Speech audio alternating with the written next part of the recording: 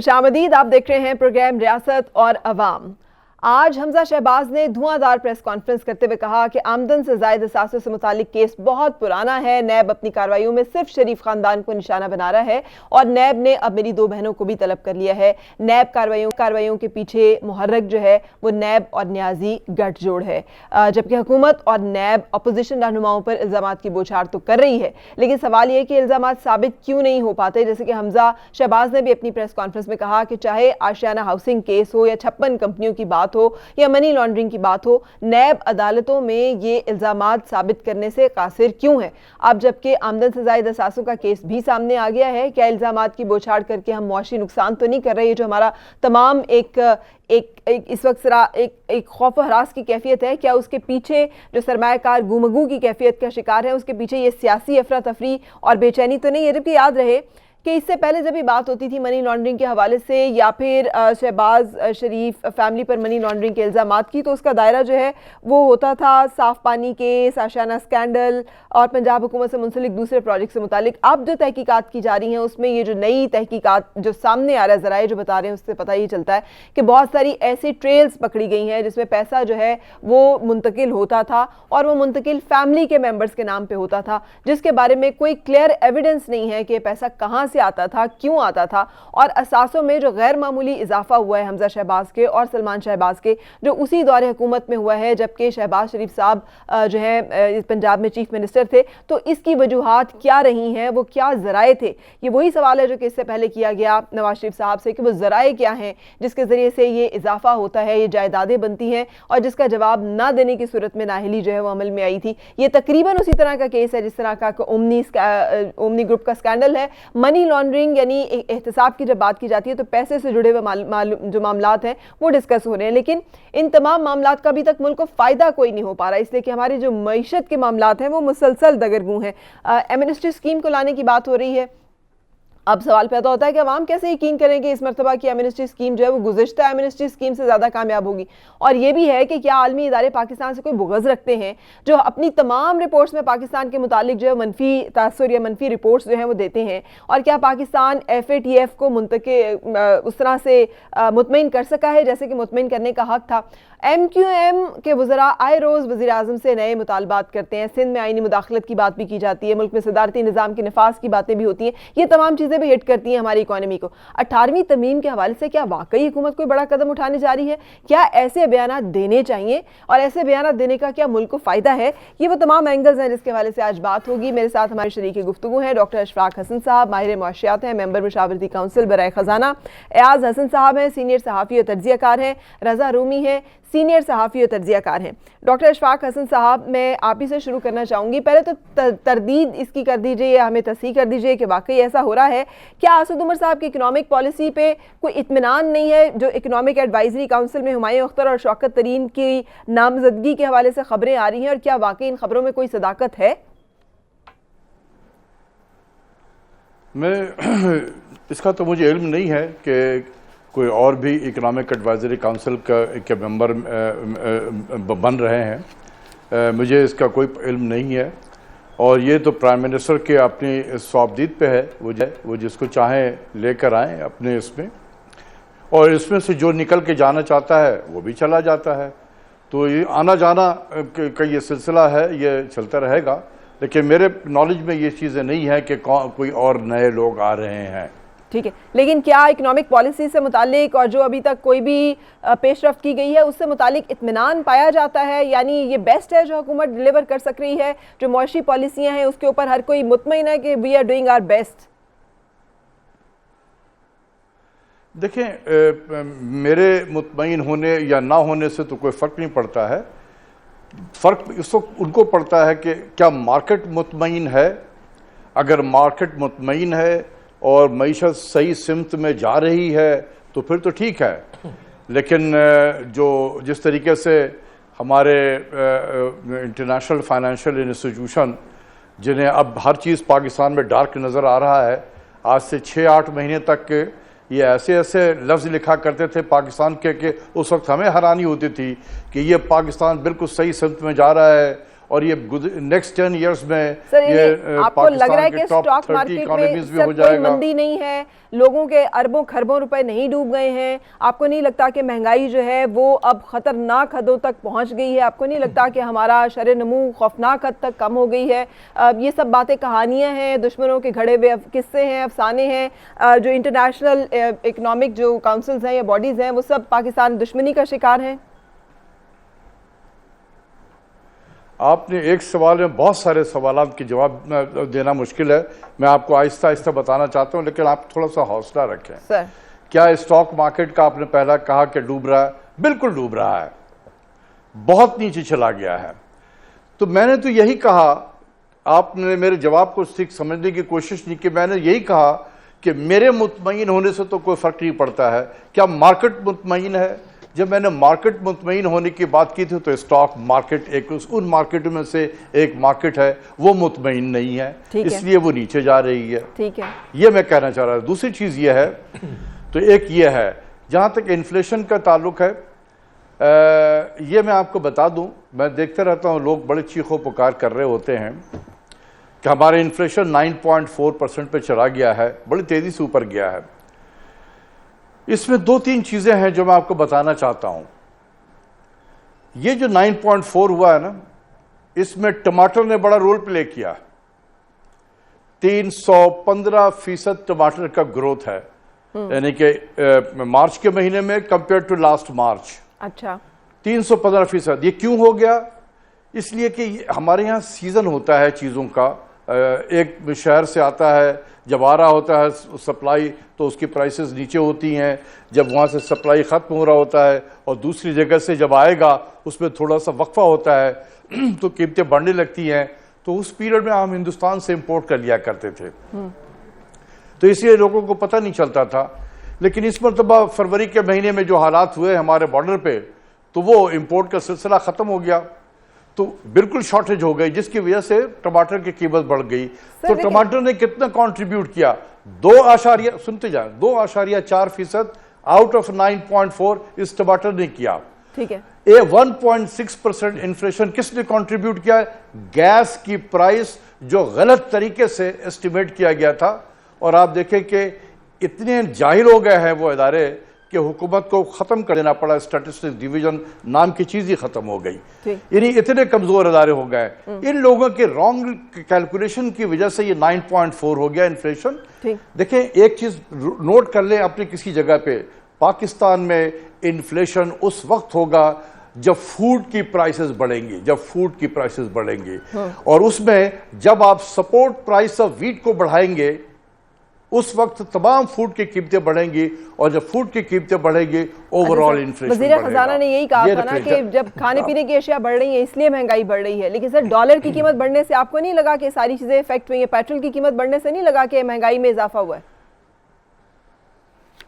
دیکھیں ڈالر کی وجہ سے قیمتیں گرنے کی وجہ سے بھی ہوئی ہے, لیکن جو میجر کنٹریبیوشن آتا ہے ہمارے انفلیشن میں وہ فوڈ کی پرائس کی وجہ سے ہوتا ہے, ناٹ ٹماٹر, فوڈ ایز اے ہول, جس کا ویٹ تقریباً 34% ہے ہمارے over all consumer price index میں. ٹھیک ہے, ٹماٹر تو ایک آئٹم ہے. بالکل صحیح. اشفاق حسن صاحب کا انالیسز آپ کے سامنے ہے. Do you agree? آپ کو لگتا ہے کہ ملک میں یہ جو اس وقت معاشی بحران ہے یہ دشمنوں کی پھیلائی ہوئی کوئی افواہ ہے, یہ غلط ہے, یہ باتیں اشاریے غلط ہیں, سب چیزیں انڈیکیشن غلط ہیں, اور جو بتایا جا رہا ہے ہمیں ویسے ہی ہے کہ سب اچھا ہے؟ ایک تو ڈاکٹر صاحب کی بات سن کے مجھے وہ انڈین چینل کا وہ پیکیج یاد آ گیا کہ اب پاکستان ترسے گا ہمارے ٹماٹر کو, انڈین ٹماٹر کو. مجھے لگتا ہے شاید اسی لیے وہ پیکیج بنا تھا. اس وقت بڑا عجیب لگا تھا مجھے, کیونکہ اس نے اتنا کنٹریبیوٹ کرنا تھا انفلیشن میں. اصل پرابلم یہ ہے کہ ظاہر ہے مشکل معاشی صورتحال ہے, سب کو پتہ ہے. اس گورنمنٹ کو شاید ہوم ورک نہیں کیا تھا انہوں نے گورنمنٹ میں آنے سے پہلے, جو ظاہر ہے ہمارے عمران خان صاحب اور ان کی ٹیم ہے, ڈاکٹر صاحب تو ظاہر بعد میں اس میں شامل ہوئے. ان کو اندازہ ہی نہیں ہوا کہ حالات کتنے خراب ہیں, اور پہلے دن سے انہوں نے کہنا شروع کیا جی آئی ایم ایف کے پاس شاید جانے کی ضرورت نہ پڑے. ہمارے جیسے لے مین جنہیں بالکل الف بے کا نہیں پتا معیشت کیا ہوتی ہے, انہیں بھی نظر آ رہا تھا کہ الٹیمیٹلی آپ کو آئی ایم ایف کے پاس جانا پڑے گا, کیونکہ آپ جو وہ ارینج کر رہے تھے پیسے وہ اس مالی سال کو تو شاید وہ گزار سکتے تھے. ٹھیک ہے. نیکسٹ مالی سال کے لیے آپ کے پاس پیسے نہیں تھے کیونکہ اتنی سبسڈیز. اصل پرابلم یہ ہوا, اور ایک اور پرابلم ہوا کہ گورنمنٹ نے از خود ایک انسرٹینٹی کی ایسی کیفیت پیدا کی کہ ہر بندہ پریشان ہو گیا اور اس میں وہ مسائل بڑھنے لگے. مجھے یاد آتا ہے کہ جب براک اوباما نے پریزیڈنسی سنبھالی امریکہ کی تو انہوں نے اپنے معاشی ٹیم کو بلایا اور پوچھا کہ حالات کیسے ہیں. تو ٹیم نے کہا جی بہت برے حالات ہیں. تو انہوں نے کہا جی کیسے نکلا جائے گا؟ انہوں نے کہا جی بہت ٹائم لگے گا, بڑی مشکل سے ہم نکلیں گے. تو انہوں نے کہا پھر کیا کیا جائے؟ انہوں نے کہا آپ صرف ایک کام کریں, آپ قوم کو ہوپ دیں کہ معاشی حالات خراب ہیں, بہت خراب ہیں, لیکن بہت جلد ہم اس سے نکل آئیں گے, اس لیے آپ نے گھبرانا نہیں ہے. اس گورنمنٹ نے الٹا لوگوں کو ڈرا دیا کہ جی اتنے برے حالات ہیں اور پتہ نہیں کیا ہو جائے گا. سب سے بڑا یہ فیکٹر جو مجھے سمجھ میں آتی ہے جس وجہ سے بزنسز تباہ ہوئے, اور ہر بندہ جب کانفیڈنس نہیں ہوگا مارکیٹ میں تو ظاہر ہے چیزیں خراب تو ہیں لیکن وہ پھر بہت زیادہ خراب ہو جاتی ہیں. اگر یہ کانفیڈنس دیتے لوگوں کو شاید, اور پھر اس میں ظاہر ہے نیب اور باقی اداروں کا بھی کنٹریبیوشن ہے. اپنے سابق چیف جسٹس صاحب نے بھی بہت کنٹریبیوٹ کیا ہے حالات کو یہاں تک لانے. رضا رومی صاحب, اس کے علاوہ سیاسی عدم استحکام, سیاسی چپکلش, یہ نیب کا مسلسل کارروائیاں کرنا, آپ کو یہ بھی وجوہات میں لگتا ہے یا آپ کو لگتا ہے کہ نہیں واقعی انٹرنیشنل ادارے جو ہیں وہ پاکستان دشمنی کا شکار ہے جو منفی معیشت کی تصویریں پیش کی جا رہی ہیں؟ دیکھیں, پہلی تو یہ بات ہے کہ یہ جو انٹرنیشنل ادارے کہہ رہے ہیں ڈیٹا کہاں سے لیتے ہیں. انفارمیشن پاکستان جو شماریات کا جو سلسلہ ہے اس کی بنیاد کے اوپر وہ اپنی براڈکاسٹ کرتے ہیں. واقعہ یہ ہے کہ جیسے ابھی ایاز صاحب نے کہا کہ جب یہ حکومت اقتدار میں آئی تو اس کی تیاری جو تھی وہ بالکل نہیں تھی. شروع میں اس کا لوگوں نے خدشے کا اظہار بھی کیا, مگر وقت کے ساتھ ساتھ یہ پروف ہو گیا کہ وقت بھی نہیں تھا اور اس کے ساتھ باقاعدہ جسے کہتے ہیں مناسب ٹیم وہ بھی نہیں موجود تھی. اور یہی وجہ ہے کہ شروع میں کہا گیا کہ جی ہم آئی ایم ایف کے پاس نہیں جا رہے, پھر اگلے نے کہا کہ ہم جا رہے ہیں, پھر کہا نہیں جا رہے, ہمارے دوست ممالک ہمیں بیل آؤٹ کر لیں گے. گزرا کہتے رہے کہ عمران خان صاحب جو ہیں وہ اتنے ایماندار ہیں کہ جس دن اقتدار میں آئیں گے تو $2 ارب جو ہے پاکستان میں آ جائیں گے. ریکارڈ پہ ٹیکس وصولیاں بھی ہو جائیں گی, اور جی ٹیکس وصولیاں ہو جائیں گی, بیرون ملک پاکستانی سرمایہ کاری کریں گے, ڈالر بھیجیں گے. یہ ساری خواب و خیال کی باتیں ہوتی ہیں, اس کی ان کا حقیقت تعلق نہیں ہوتا, اور نہیں ہوا. 8 مہینے ہو گئے اور اب شرح نمو جو ہے اس کی فورکاسٹ 3 کچھ رہ گئی ہے, اور آئی ایم ایف جو تازہ ترین فورکاسٹ کے مطابق جو سے اگلا سال ہے اس میں 2.5% ہو جائے گی یا 2.6 ہو جائے گی. اور ہماری آبادی جو ہے وہ زیادہ تیزی سے بڑھتی ہے پاکستان میں. تو اس کا یہ مطلب ہے کہ ہم ایک سنگین بحران میں ہیں, اور اس کے لیے جو ہے تیاری نہیں تھی, اور ابھی بھی وقت ہے کہ ہم اس کو ریسیٹ کر سکتے ہیں. بہت ساری کو وہ باقی جو ہے بہت سارے ایکسپرٹ موجود ہیں, ان کی ایڈوائزری کاؤنسل میں لوگ موجود ہیں. اشفاق صاحب بڑے تجربہ کار آدمی ہیں, مگر اب سوال یہ کہ کیا یہ جو فیصلے لیے جاتے رہے ہیں کہ گیس کی قیمتوں کے دیگر پالیسی جو ہیں, کیا ایڈوائزری کاؤنسل کی مرضی سے لیے گئے ہیں, کیا ان پہ مشاورت کی گئی یا یک طرفہ کیا گیا؟ ڈاکٹر صاحب یہ ویلڈ کویسچن ہے جو آخری بات. اور آپ نے سیاسی حد میں استحکام کی بات کی ہے, وہ بالکل ایک طرح سے کنٹریبیوٹ کر رہا ہے, کیونکہ جب ایک حکومت کا فوکس جو ہے وہ اس پہ ہے کہ ایک اپوزیشن لیڈر کو پکڑے اور دوسرے کو لے, پھر تیسرے کو پکڑے, پھر چوتھے کو پکڑے, اور سارا جو فوکس ہے. رضا آپ کی آواز تھوڑی سی ڈسٹرپٹ ہو رہی ہے, آپ کی پوائنٹ جو ہے وہ آ گیا ہے, تو میں ایک رکوں گی, لیکن جاتے جاتے ڈاکٹر صاحب یہ سوال ویلڈ کہ کیا اکنامک ایڈوائزری کونسل کی مشاورت سے سارے فیصلے جو ہیں لیے جاتے ہیں, یا یہ فیصلے جو ہیں یہ ادارے لیتے ہیں, یا حکومت یک طرفہ طور پہ لے رہی ہے؟ ایک بریک جو ہے اس کے لیے ہم رکیں گے اور اس کے بعد پھر ملاقات. خوش آمدید, آپ دیکھ رہے ہیں پروگرام ریاست اور عوام. اچھا, میں نے بریک پہ جانے سے پہلے سوال کیا تھا آپ سے ڈاکٹر اشفاق صاحب, جو رضا رومی نے ریز کیا تھا کہ ساری قیمتوں میں اضافے, یہ تمام جو معیشت کے حوالے سے لیے جاتے ہیں ڈیسیجن, اس میں آپ جیسے جو جید اکانومسٹ ہیں ان کی رائے جو اکنامک ایڈوائزری کاؤنسل کے ممبر ہیں شامل ہوتی ہے؟ نہیں, بالکل نہیں ہوتی ہے, بالکل نہیں ہوتی ہے. اکنامک ایڈوائزری کاؤنسل میں سوائے اس چیز کے کہ ہمیں آئی ایم ایف میں جانا ہے یا نہیں جانا ہے, بس یہ ڈسکس ہوتا ہے, اور اس کے بعد چونکہ میرا ویو سب لوگوں کو پتا ہے کہ میں تو ڈے ون سے کہتا تھا کہ ہمیں نہیں جانا چاہیے اور باقی سب تھے کہ جانا چاہیے، تو پھر بڑا فیصلہ آسان ہو جاتا تھا. ٹھیک ہے، تو یہی ڈسکس کرتے رہے ہم. سر ویسے آپ کا ہمیشہ پوائنٹ آف ویو رہا ہے جو پالیسیز وغیرہ آپ کا ہمیشہ پوائنٹ آف ویو رہا ہے کہ آئی ایم ایف کے پاس نہیں جانا چاہیے.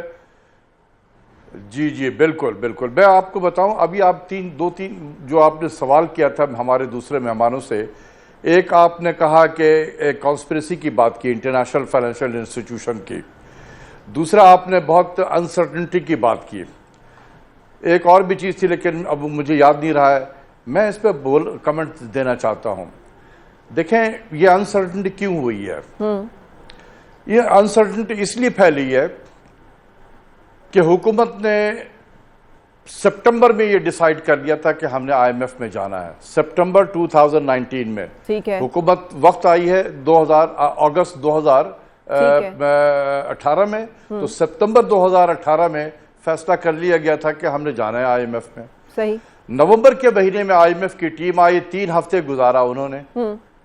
جب 3 ہفتے گزارنے کے بعد انہوں نے بہت سارے بینچ مارک ہمیں دے دیے کہ آپ یہ کام کر لیں. اس کو ہم آئی ایم ایف کی زبان میں کہتے ہیں پرائر ایکشن. ٹھیک ہے، کہ آپ نے یہ کرنا ہے.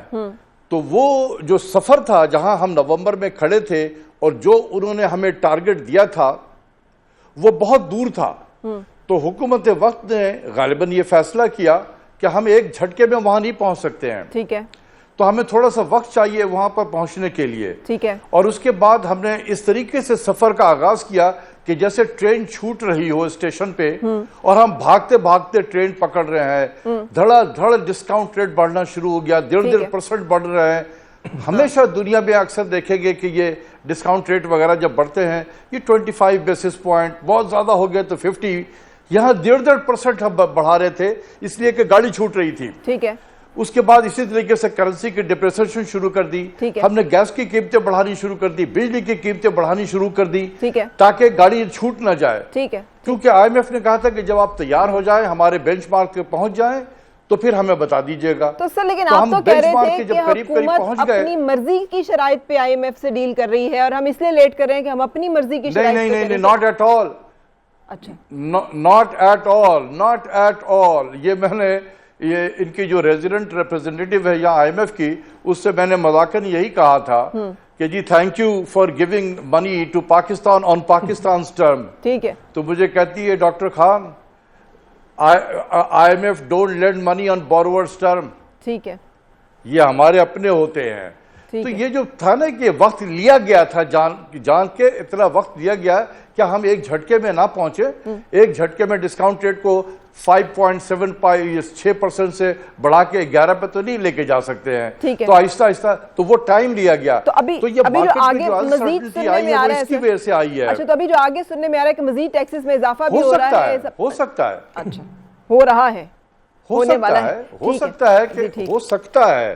میں یہ کہہ سکتا ہوں ہو سکتا ہے کہ اور بھی آگے بڑھنا پڑے. تو یہ جو انسرٹنٹی ہے وہ اسی وجہ سے ہے کہ مارکیٹ کو سمجھ میں نہیں آ رہا ہے کہ کل کیا ہونے والا، کیا مزید بڑھے گا، کیا مزید ایکسچینج ریٹ نیچے جائے گی وغیرہ وغیرہ. ٹھیک ہے، میں تھوڑے سے پولیٹیکل ایشوز پہ آتی ہوں. آج جو نیب کا چھاپا ہے جس کے اوپر حمزہ شہباز کی سٹیٹمنٹس آئی ہیں، جس کا اعلامیہ نیب کا بھی آ گیا. انہوں نے کہا ہے کہ ہم اسٹیٹ بینک کی جو کوڈز ہیں اس کے مطابق آپریٹ کر رہے ہیں، ہمارے پاس بڑے مضبوط شواہد ہیں اس کے. رضا رومی صاحب، تو آپ کیا سمجھتے ہیں کہ اتنے مضبوط شواہد کی صورت میں جب نیب آپریٹ کر رہی ہے تو اس کو پولیٹیسائز کرنا ضروری ہے یا یہ نیب جو ہے وہ اپنی حدود سے تجاوز کر رہی ہے؟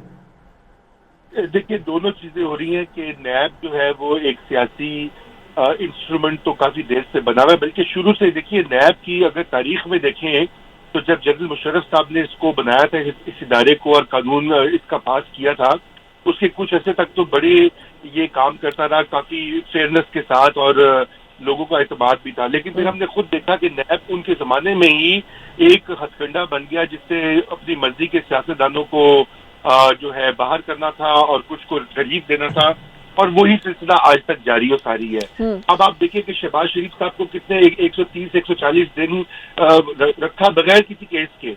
وہ کیس بعد میں بنا، ریفرنس بعد میں تیار ہوا، پہلے آپ نے ان کو بند کر دیا. پھر ابھی یہی اسی طرح کے जो मिलते जुलते इल्जामात हैं वो हुकूमती पार्टी के बहुत सारे लोगों के ऊपर भी है कि भाई उनके साथे या पैसे, वो उनको नहीं अरेस्ट होते, और जो ऑपोजिशन वाले उनको अरेस्ट किया जाता है। फिर ये जो बिजनेस हाउसेज जो है, देखिए मियां मंशा जो है पाकिस्तान के सबसे बड़े सरमायाकार हैं और सबसे बड़े एक्सपोर्टर हैं और सबसे ज्यादा नौकरियां वो प्रोड्यूस करते हैं प्राइवेट सेक्टर में। मैं सरमायादारों की के बिल्कुल हक में नहीं हूँ, बाय द वे, ये मैं क्लैरिफाई कर दूं, लेकिन जो मुल्क में एक्सपोर्ट्स कर रहा है, जो नौकरियां दे रहा है, आप इसके खिलाफ नैब की इंक्वायरियां की हुई है, फिर रज़ाक दाऊद के खिलाफ भी केस खुला हुआ है, JS बैंक के खिलाफ खुला हुआ है। तो आपने इस तरह की माशी फजा करके बिजनेस जो एनवायरनमेंट होती है वो खराब हो जाती है। ठीक है, अब अयाज साहब, बिजनेस एनवायरनमेंट को सिक्योर करने के लिए ये जो करप्शन है, ये जो मुल्क से इतना पैसा जिसके बारे में मुसलसल बात की जा रही है, भले वो अभी तक साबित नहीं हो सकी, आप समझते हैं कि फिर वो ना की जाए कार्रवाई ताकि माहौल जो है बेहतर रहे? देखिए, इशू ये है कि ज़ाहिर है ये कैसे कहा जा सकता है कि करप्शन के खिलाफ कार्रवाई न की जाए, लेकिन चूंकि हमारे यहाँ एक तो ज़ाहिर है इदारों पे एतमाद हमने पैदा ही नहीं होने दिया, इदारों ने ख़ुद नहीं पैदा होने दिया इस तरह के काम करके। नैब के बदकिस्मती से बहुत से केसेस ऐसे बाद में साबित होते हैं कि जी सबूत ही नहीं है, उसके बाद अदालतों में चले गए तो फ़ायदा, आपके पास ठोस सबूत है, पूरी तैयारी के साथ आप जाते हैं, फिर तो बात समझ में आती है। और सियासतदान सियासत नहीं करेगा तो और क्या करेगा? जब उसके खिलाफ कार्रवाई होगी तो जाहिर है वो सियासत ही करेगा और तो कुछ नहीं कर सकता। अगर जरदारी साहब के खिलाफ होती है तो उनके पास सेंध कार्ड होता है, तो हमजा शहबाज के खिलाफ होती है तो वो कहते हैं जी देखें सिर्फ शरीफ फैमिली के खिलाफ हो रहा है, और वो कहते हैं जी कहाँ पे मतलब बेटियों को नोटिस जाते हैं। अगर तो ठोस सबूत है तो फिर तो जाहिर है नोटिस। प्रॉब्लम सिर्फ ये हुआ है कि अगर गवर्नमेंट डिलीवर कर रही होती, लोगों के सामने ये मसाइल ना होते तो लोग वाह वाह कर रहे होते इस एहतसाब पे। अब चूंकि उधर डिलीवरी है नहीं, लोगों के पास खाने के लिए, आम आदमी को 2 वक्त की रोटी चाहिए होती है ना, अगर वो भी नहीं मिल रही होती तो फिर जब वो ये सियासतदान कहता है जी ज्यादती हो रही है, इंतकामी कार्रवाई है, तो फिर वो मान लेता है, फिर वो उससे इनकार नहीं करता। बस इतना फर्क है। बिल्कुल सही। अच्छा, मैं यहाँ और यहीं से कंटिन्यू करूंगी, लेकिन एक सवाल जो बहुत इंपॉर्टेंट, वो तैनाती है नईम बुखारी साहब की, जिनकी एफिलिएशन PTI से छुपी हुई नहीं है, जिनकी दुश्मनी मुस्लिम लीग नून से भी सबके सामने आया है, तो ये इसको कैसे देखा जाएगा? लेकिन उससे पहले एक ब्रेक।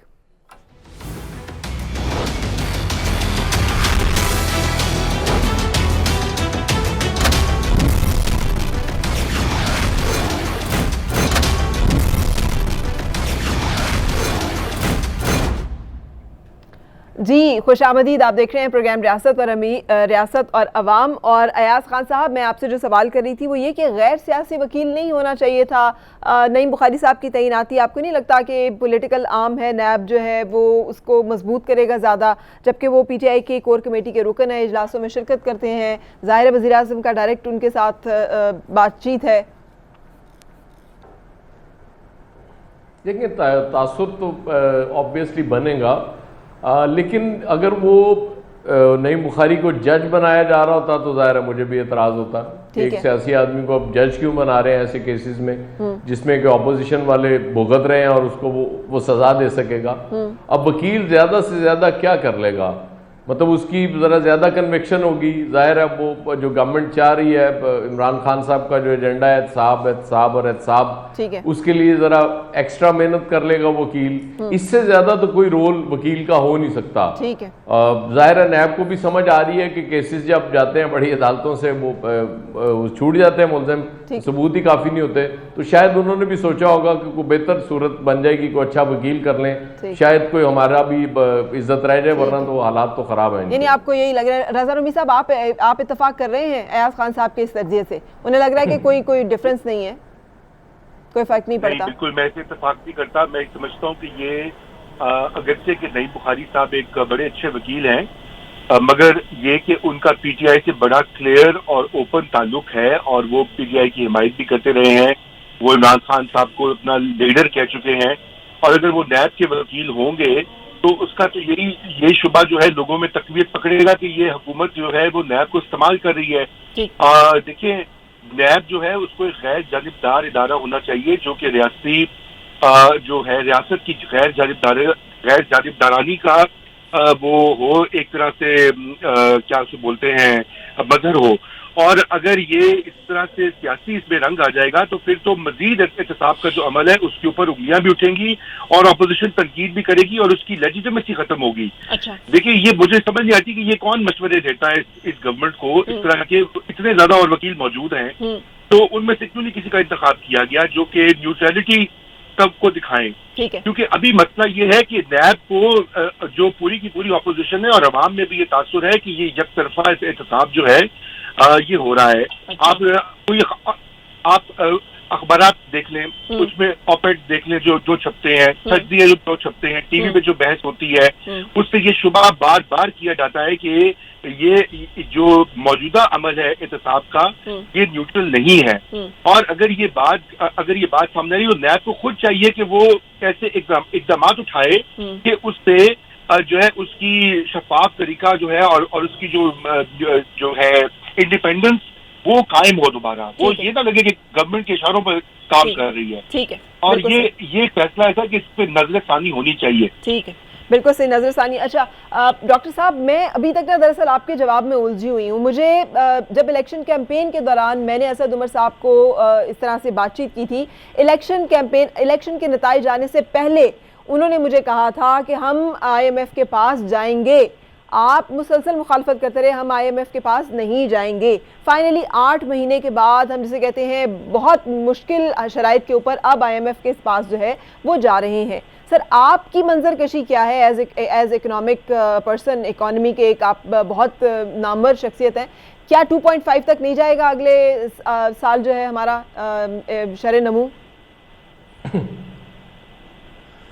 دیکھیں, جیسے میں نے پہلے بھی کہا تھا کہ جو حکومت میں آنے سے پہلے ہی بہت سارے لوگ جو حکومت کے تھے انہوں نے پہلے سے ہی تیار کر رکھا تھا کہ ہم نے جانا ہے. جی اسد عمر صاحب نے میرے شو میں مجھے کہا تھا کہ ہم جائیں گے, ہم آئی ایم ایف کے پاس جا رہے ہیں. بالکل ٹھیک ہے نا, لیکن یہ تو اس کے بعد پھر جب یہ اکنامک ایڈوائزری کاؤنسل کی میٹنگ میں جب فیصلہ ہوا جہاں میں نے مخالفت کیا, میں نے آلٹرنیٹ بھی دیا. ایسا نہیں ہے کہ میں نے یہ نہیں کہا کہ جی بس آپ نہ جائیں, میں نے باقاعدہ آلٹرنیٹ دیا ان کو. اور اس آلٹرنیٹ کو کسی بھی اکنامک ایڈوائزری کاؤنسل کے ممبر نے کہا, یہ نہیں کہا کہ یہ غلط ہے. اچھا, سب چپ رہے تھے. لیکن پھر بھی فیصلہ ہوا کہ جانا ہے. فیصلہ حکومت وقت کا ہوتا ہے. آپ اکنامک ایڈوائزری کاؤنسل میں بیٹھ کے کیا یہ مطلب دل چاہ رہا ہے جانا ہے, کیا ہماری مجبوریاں نہیں تھی کہ ہمیں جانا ہے, ہمیں ضرورت ہے, ہم کیسے اس سارے سرمائے کو مینیج کرتے ہیں جو ہم نے دینی ہے؟ جب آپ نے جانے کا فیصلہ کر لیا تو بہت سارے کیسز آپ خود بخود بلڈ کر لیں گے. You will make a case that there is no alternative but we will have to go to the IMF. ٹھیک ہے. لیکن اگر آپ نے پہلے سے فیصلہ کیا ہوا ہے کہ میں نے نہیں جانا ہے تو آپ پھر بہت سارے وہ نکالیں گے ریزنز کہ دیکھیں اس لیے ہم نے نہیں جانا ہے. تو یہ تو ڈیپینڈ کرتا ہے جو بھی لوگ ہیں کہ کس طریقے سے.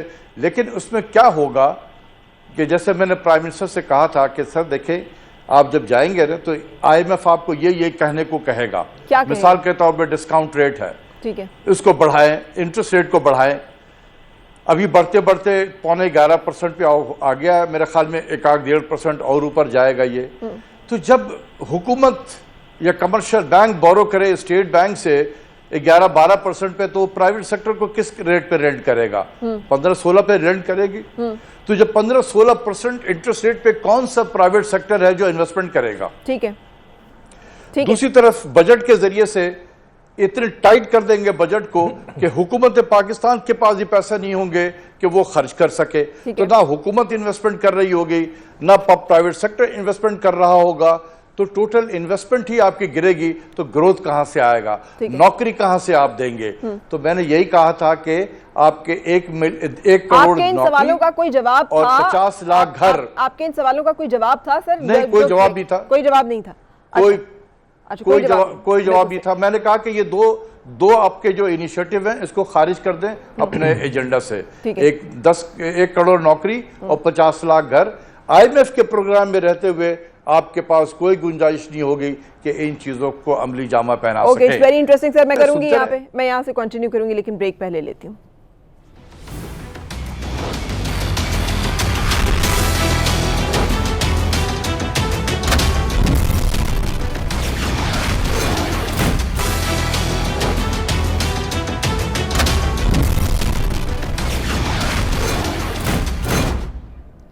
خوش آمدید. آپ دیکھ رہے ہیں پروگرام ریاست اور عوام. ایاز خان صاحب, میں اپنے پروگرام کا نام لیتے ہوئے بھی یہی سوچ رہی تھی, جو ڈیسیجنز ابھی ہمیں ڈاکٹر اشفاق حسن صاحب بتا رہے ہیں آئی ایم ایف کے پروگرام کے نتیجے میں جس طرح کی صورتحال جو پیدا ہوگی, آپ کو لگتا ہے کہ حکومت تیار ہے اور حکومت جو ہے وہ رائٹ ٹریک پر ہے to deal with economic problems جو کہ ہمیں ابھی اس وقت جس کا سامنا ہے, جس معاشی بحران کا؟ نہیں دیکھیں, یہ تو ڈاکٹر صاحب جیسے بتا رہے ہیں, ہمیں بھی سمجھ آ رہی ہے چیزوں کی کہ کس طرح سے شرائط ان کی جو ان کی وقت سے پہلے وہ کرتے ہیں وہ پوری کی جا رہی ہیں. ٹھیک ہے, لیکن سوال یہ بنتا ہے جو ڈاکٹر صاحب کو مرحل آن ایئر اس کا جواب دینا چاہیے کہ ان کیس کہ یہ جیسے کہ امریکہ ظاہر ہے اس وقت مخالف ہے اور ہم چونکہ چین کے ساتھ کھڑے ہیں اور چین تو اس حد تک جائے گا نہیں آپ کو بیل آؤٹ کرنے کے لیے. امریکہ تو پورا وہ ڈیٹ ختم کر دیتا تھا اگر وہ کسی کے ساتھ کھڑا ہو, لیکن چین کے معاملات تو آ رہے ہیں. اگر یہ بریک ڈاؤن ہو جاتے ہیں کسی سٹیج پہ آئی ایم ایف سے ہمارے مذاکرات, نہیں ہو پاتا معاہدہ, تو پھر کیا گورنمنٹ نے ہوم ورک کیا ہوا؟ ہاں وہ تیار ہے گورنمنٹ. ڈاکٹر صاحب, کوئی اور ہمارے پاس کوئی اور ایکشن, کوئی اور پلان بھی ہے؟ میرے خیال میں نے تو ابھی تک کوئی پلان بھی تو نہیں دیکھا ہے.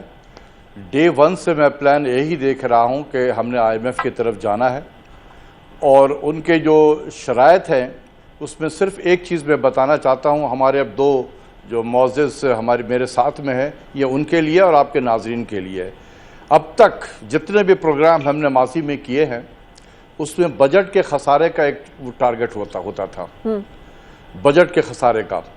اس سال ایک تو یہ بجٹ کا خسارہ 7% پلس ہوگا, یعنی 7% قومی مجموعی پیداوار سے زیادہ ہوگا. اچھا, آئی ایم ایف کے پروگرام میں اس کو 2.9 پہ لانا ہے, یعنی کہ تقریباً 5% پوائنٹ اپنے بجٹ کے خسارے کو ہم نے کم کرنا ہے. ٹھیک ہے, وچ از نیکسٹ ٹو امپاسبل. آپ نے اپنی اکانومی کو سفوکیٹ کر دینا ہے, جس کا مطلب بہت زیادہ ٹیکسز لگنے والے ہیں. یہ ماضی میں ہمیشہ رہا ہے. ٹھیک ہے, یہ ماضی میں ہمیشہ یہی رہتا تھا, لیکن اس مرتبہ ایک نیا ہے. ٹھیک ہے, پہلی مرتبہ. ٹھیک ہے, اور وہ ہے پرائمری سرپلس میں. ہم پرائمری ڈیفیسٹ میں ہیں, اس کو سرپلس میں کنورٹ کرنا ہے. اور یہ پرائمری ڈیفیسٹ ہے کیا, یہ میں آپ کو بتا دوں. سر یہ بہت مشکل ٹرمز ہے, یہ ہوتا ہے کہ ٹوٹل, جی عام آدمی میں آسان کر رہا ہوں. جی میں عام آدمی کی اس پہ سمجھانے کی کوشش کر رہا ہوں, تھوڑا سا موقع دیں آپ مجھے. پرائمری ڈیفیسٹ وہ ہوتا ہے کہ جب آپ کا جو ٹوٹل ریونیو ہے وہ اس قابل نہ ہو کہ نان انٹرسٹ ایکسپینڈیچر کو فائنانس کر سکے, یعنی ٹوٹل ایکسپینڈیچر میں سے انٹرسٹ پیمنٹ نکال دیں تو جو بچ جاتا ہے وہ نان انٹرسٹ ایکسپینڈیچر ہے. ٹھیک ہے, تو نان انٹرسٹ ایکسپینڈیچر ہمارے ریونیو سے تقریباً اس مرتبہ 3% ہم ڈیفیسٹ پہ ہوں گے. 3% آف جب, جس کا مطلب کیا ہوگا سر؟ یہاں سے سفر شروع کریں گے, یہی بتانا چاہتا ہوں, یہاں سے سفر شروع کریں گے. ایک منٹ ٹھہر تو جائے نا, بات تو مکمل کرنے دیں آپ ذرا.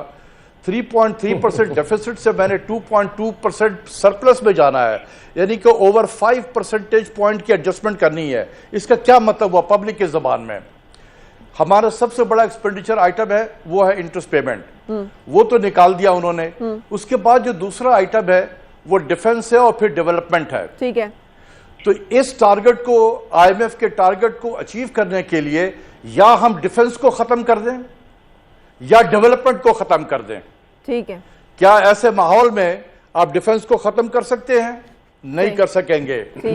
تو جب ڈیفنس کو نہیں سیو کریں گے تو آپ کو ترقیاتی پروگرام کو ختم کرنا پڑے گا. ٹھیک ہے, تو جیسے ہی یہ ہوگا, یہ سوشل بلاگر میں جو ہم لکھتے ہیں نا ہمارے سوشل میڈیا پہ, ایک دم کمپین شروع ہوگا کہ دیکھیں فوج نے کھا گئی, سب اپنا بجٹ تو بچا لیا, ترقیاتی پروگرام ختم کر دیا ہے, اور فوج کے خلاف اتنی نفرت انگیز پھر یہ کاروائی شروع ہوگی. ٹھیک ہے, کہ پھر آپ دیکھیں گے اس وقت میں کہ کیا منظرنامہ ہوگا. یہ نیا انہوں نے یہ چال ہے.